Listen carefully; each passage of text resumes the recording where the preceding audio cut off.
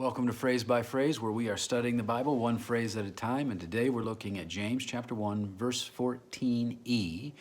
We're looking at the nature of temptation, and today I want us to think about the individual nature of temptation. Back in verse 14 it said, "But each one is tempted when he is carried away and enticed by his own lust." And I want you to think about that phrase, his own lust. Temptation is customized.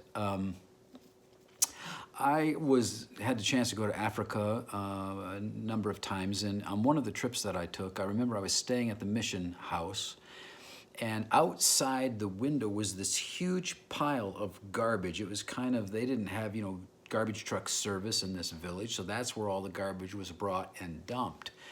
It was early in the morning, I was drinking my coffee, and I was looking outside, and there was a dog, and the dog was rifling through the garbage, having the absolute time of its life, eating and chewing on all the garbage that was there. I mean, just gross stuff, but he was having the time of his life. Well, there was nothing in me that would attract me to ever want to eat that garbage, but to the dog, it was a banquet, because there was something in the dog that was attracted to the trash. Well, what attracts humans and what attracts dogs is different, but also what attracts one human and what attracts another human is also different. Temptation is tailor-fit to your personal preferences. Each person's soul has its own patterns of fleshly desire as a result of his or her environment, upbringing, and personal choices, and each person has their own triggers that catch them up. And that's why we shouldn't sit in judgment of others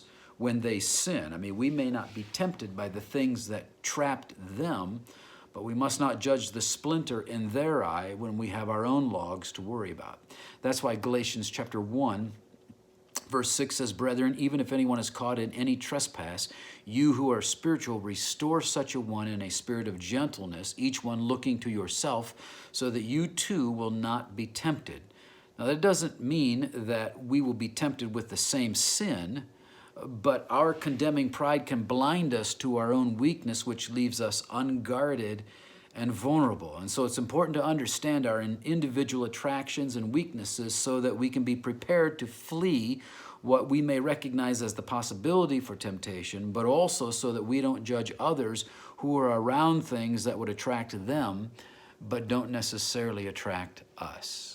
Well, God bless you. We hope to see you next time as we go through the Bible, phrase by phrase.